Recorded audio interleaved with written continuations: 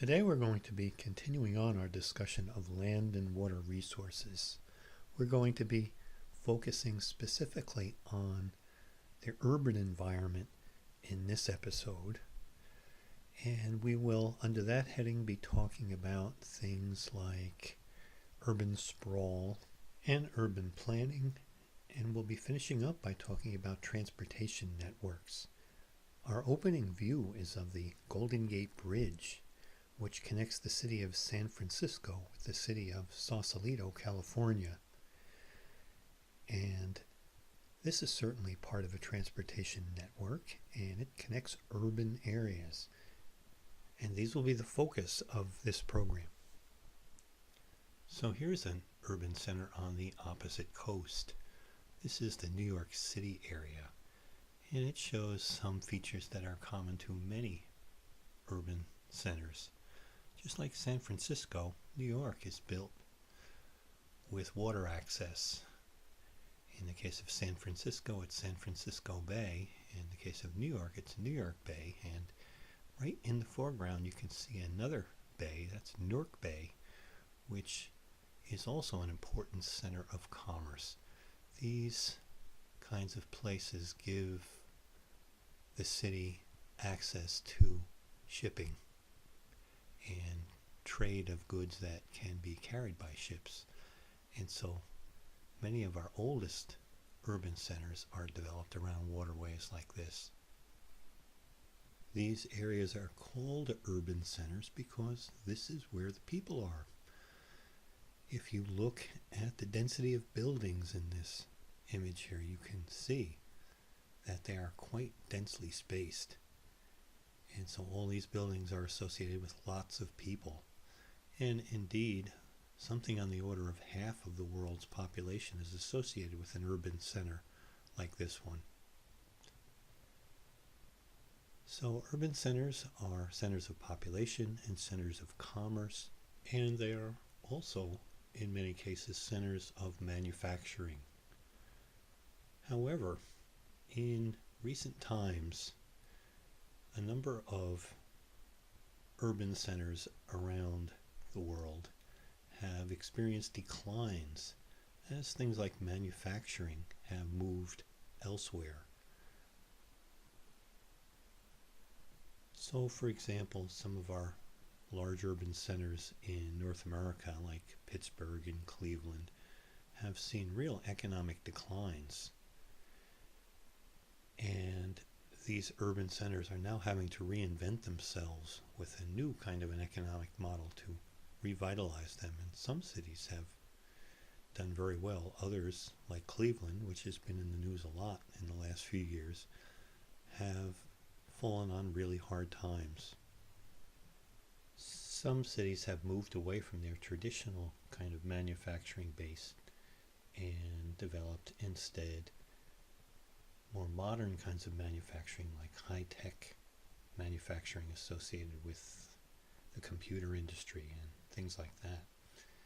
And in a number of instances in cities, areas that were formerly occupied by textile mills and other kinds of older industries like that have in their wake left areas that are referred to as brownfields. These brownfields can be covered with rubble from demolished buildings. They can contain toxins from whatever kind of manufacturing process was once carried out on them. And so they are problematic kinds of areas that require special kinds of approaches to redevelopment. Areas need to be decontaminated, and areas like these are often in portions of the city that do not appear to be very attractive for new kinds of development.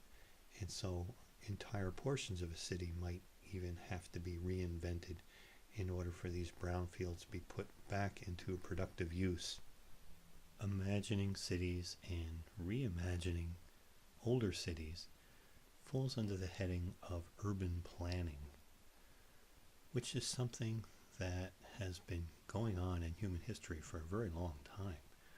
We can see urban planning in places like ancient Rome, even.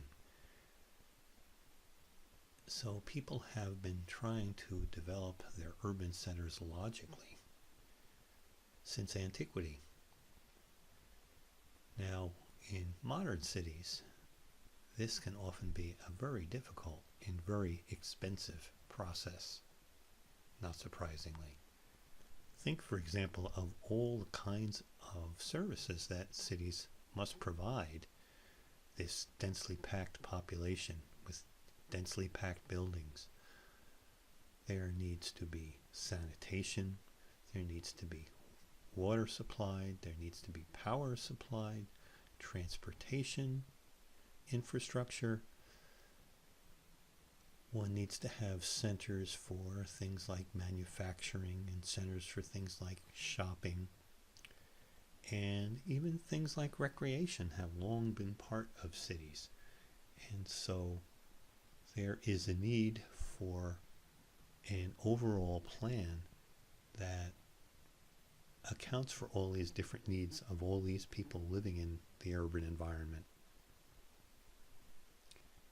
Now, here in New England, from which these programs all originate, we have a long tradition of planning our environment.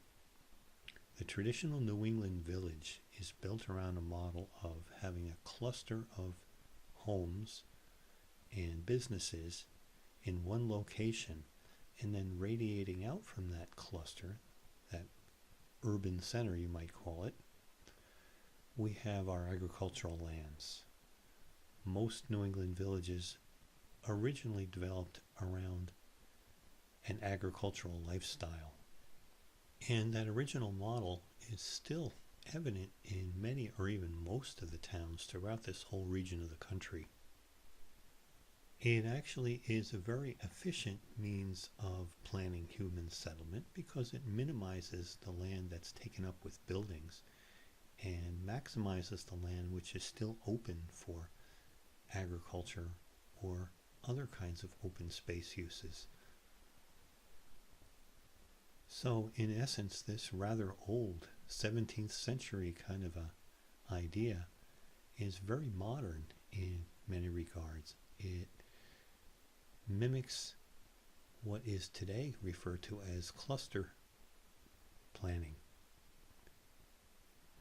where these same sort of features occur, where you have a compact center of development of buildings and so on, and then much of the land is set aside for agriculture and other kinds of open space uses. Now, on the other hand, many larger urban centers around the USA and even other parts of the world may have developed very rapidly, and so they developed kind of haphazardly. So you see that the original model for places like Chicago and some of these cities that were on the frontier once upon a time were initially rather haphazard, with poor sanitation and little in the way of organizing the way the city would develop. And so this has had to be superimposed over some of these kinds of 18th and 19th century cities. Even by the late 19th century, a lot of this superimposing had already begun. And so in places like New York City, grand public parks began to be developed, and that model was copied over much of the country. So a very important architectural landscape planning firm, the Olmsted firm, was the one who designed places like Central Park in New York City. So by the early 20th century, considerations like aesthetics had become very important in the development and redevelopment of urban centers. At the same time, major strides were being made in things like sanitation and delivery of other kinds of urban services. Now, by the 1920s, the viewpoint did begin to shift, however, and during this era, the modernist approach to urban planning began to become established. The philosophy of the modernist approach was that, again, a bit like the New England village model, you would have clusters of buildings, and that would be surrounded by parks and that sort of thing. However, I think most architects and landscape planners today would say that the modernists went a bit too far. They constructed huge clusters of buildings and then basically a barren landscape around them, which was not very conducive for much. And often the kinds of construction that went on in these urban clusters was not very aesthetic. It was not the sort of thing that people reacted well to. The glass box kind of mentality took hold. And a lot of cities today are still saddled with these clusters of glass boxes, which, as they age, are now starting to come down, be demolished. And a new viewpoint has, in the last few decades, taken hold, the so-called postmodernist architectural approach to development in cities, where buildings are again being constructed which people find aesthetically appealing. And instead of having many of the same kind of tower-like or box-like kind of buildings have again started to show individuality. In many instances, architects have taken a look at their history, taken a look at historic architecture, and have incorporated many of these kinds of features into their modern buildings. By even as early as the middle years of the 19th century, even public spaces like cemeteries were being reimagined and turned into grand spaces for the public. In essence, parks. One of the most famous examples in the country is this one, the Mount Auburn Cemetery, which lies just north of Boston. And it is today one of our landscape architectural gems anywhere in the country. It features extremely thoughtful and imaginative groupings of plantings of flowering trees and shrubs, and it is also punctuated with really grand sculpture in the form of monuments to people who are buried in the cemetery, as well as some buildings that are maintenance buildings for the cemetery, which have also been designed to fit into this very aesthetic kind of a landscape. And so Mount Auburn and cemeteries like it have become major public gathering places, places that make the urban environment a more appealing kind of a place to want to be. This was all quite a rethinking of the traditional, very sparse New England graveyard. Look at some of this statuary, for example, and look at how the landscape in these images has been enhanced by the planting of all these kinds of exotic and interesting flowering trees and shrubs.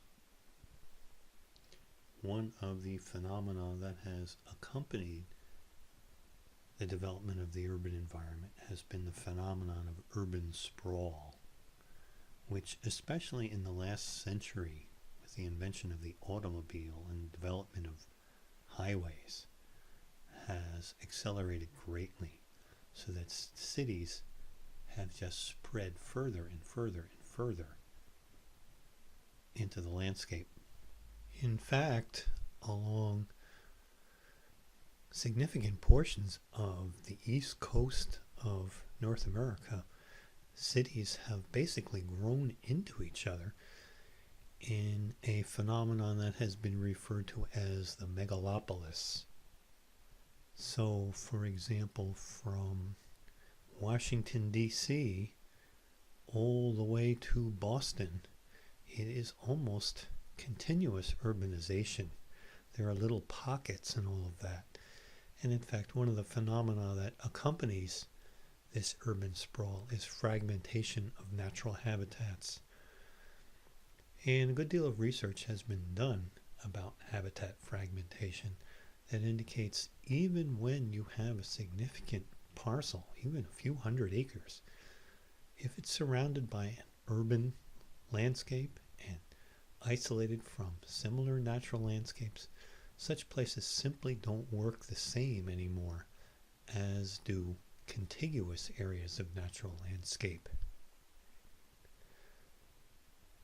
Numbers of species tend to decline. Certain classes of species tend to be particularly affected.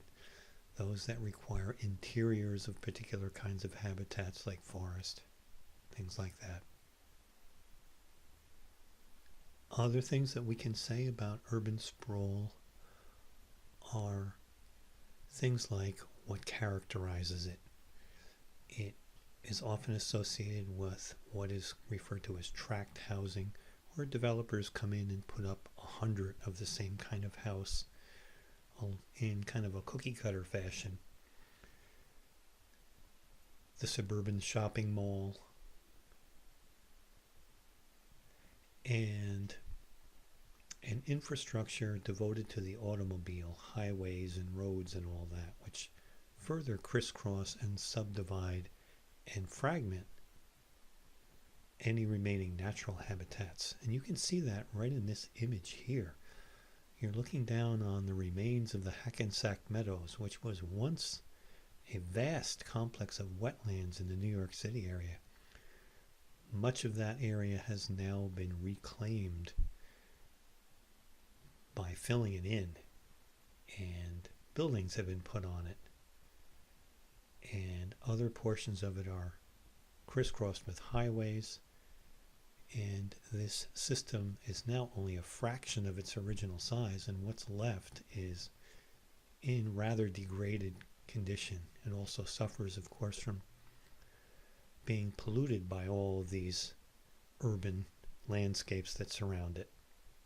Keep in mind that when one replaces a natural landscape with a hardscape like concrete and macadam, now you have a surface which is no longer permeable to rainwater. And so when rainwater impacts these hardscapes, it picks up any residues and pollutants from cars and so on that have accumulated on it and bring them all to waterways. And so the Hackensack Meadows, for example, receives all these pollutants as runoff water from hardscapes reaches it. Once upon a time, the Passaic River that flows through the Hackensack Meadows was considered one of the most polluted rivers in the world. In fact, there are instances back in the 1960s where rivers like this one would catch fire because they would have so much oil and flammable materials floating on the surface that they could actually burn. Passaic has actually been cleaned up some in more recent decades, although it is still far from being a clean river. If we look at this image of the continents from space in this NASA image here, which picks up human-associated light, those are all lights that are associated with cities and urban areas around the world. Notice the eastern part of the United States, and especially that corridor from about Washington, D.C. to Boston. Notice the intensity of the light there. You see another megalopolis that's developing along the west coast, and you see them in Europe, and you can see Japan is a bright spot on the map. So the impact of humanity is particularly notable in an image like this that just picks up the lights associated with people.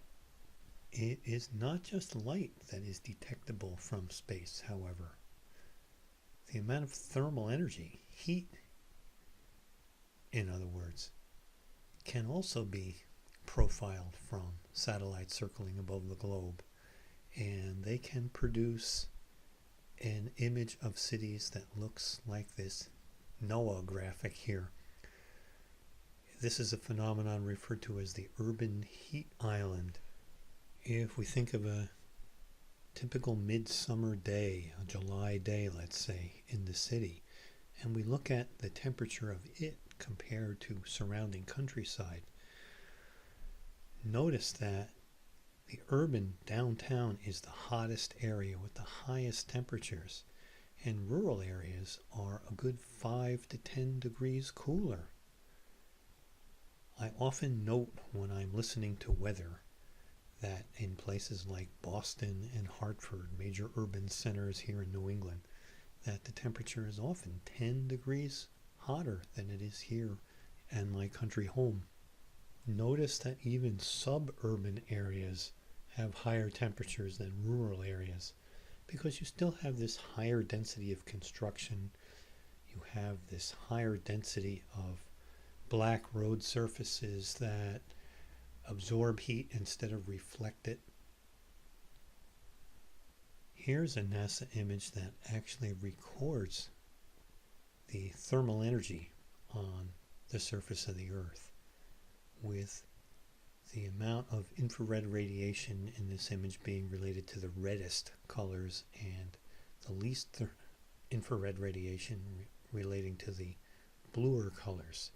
So notice that urban areas are the reddest and the coolest areas are the rural areas in this image.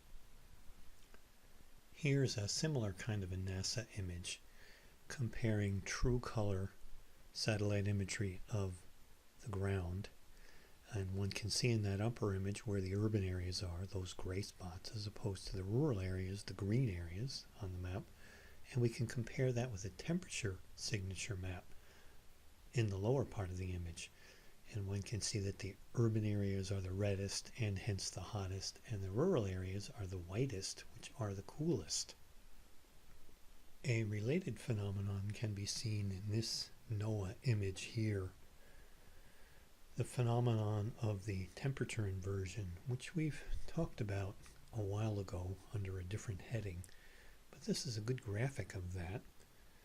It shows how cool air can be trapped underneath warm air, and that air that's trapped beneath this covering of warm air will accumulate over time all of the pollutants that are being produced in the urban environment, factory and car emissions and all those sorts of things just build up in that lower portion of the atmosphere and are trapped there by this warm air cap over it. This NASA satellite image here actually illustrates the occurrence of a temperature inversion on the east coast. In the upper part of the image you can see Cape Cod and Massachusetts, and in the lower part you're looking at Virginia and Carolinas. Now if you look over the ocean and you see those funny lines of clouds that have developed, that is actually an indication of a temperature inversion that occurred over the east coast in the wintertime. We often think of temperature inversions being more of a summertime event, but they can indeed occur in winter as well. In this case, a warm air mass had ridden over cooler air near the surface, and this image from space is an illustration of this phenomenon. We will finish today by talking about one other aspect of the urban environment that I've already mentioned a bit, and that is the issue of the transportation network associated with urban areas. You're looking here at the Pulaski Skyway going from northern New Jersey across the Passaic River in the foreground and over the Hudson River in the background into New York City. This is actually one of our older highways. Much of what we now think of as the interstate highway system has been developed since the 1950s. You can see a segment of one of these more modern interstate kinds of highways in the foreground. In fact, these interstate highways now crisscross urban areas that, like in the case of New York City, existed before such highways. And these highways have, in many cases, done damage to these cities that they travel through. These highways have disrupted the layout of neighborhoods, and they've disrupted historic patterns of commerce in cities. And in places like Boston today, some of these highways are being undone and being replaced instead of with highways that bisect neighborhoods with tunnels that go underneath them. So if we wanted to summarize a bit about this topic of transportation, we could say these things. Transportation networks are not limited solely to roads for cars and trucks, but also include things like railways and waterways, which you can also see in this image, and air routes. In fact, this picture was taken from a plane that was on its way to land at Newark International Airport, which is right near that bridge that you're looking at. Now, the purpose of this transportation network is, of course, for commerce, for moving goods about, as well as for moving people about. And one last point to mention once again, that interstate highway system. That is part of this federal highway system that was developed beginning in the 1950s with the Federal Highway Act. This federal highway system was developed primarily for commerce and for transportation of people about the nation, but it also had a secondary purpose, which was to facilitate movement of defense traffic. So in a time of national emergency, that defense resources could be brought to where they were needed quickly and in large quantities. In our country, individual transport relies heavily on cars, as well as air travel. Although in certain of our cities, rail transport is still also very important, with subway systems and that sort of thing.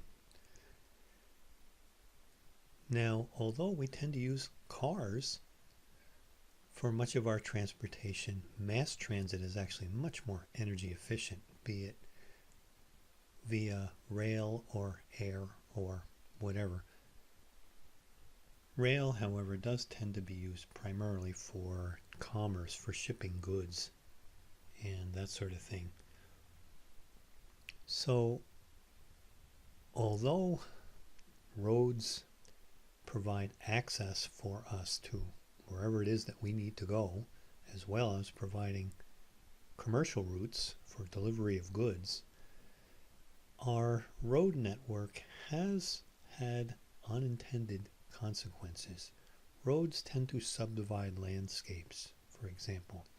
They are one of the agents of fragmentation of landscapes. They are as well sources of pollution into surrounding land.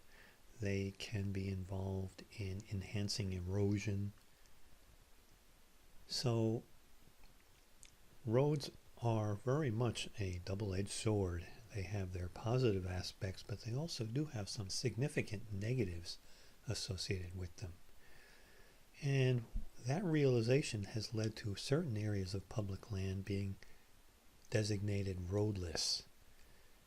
And that is a topic that we will discuss in much greater detail in our next program, where we will focus specifically on public lands.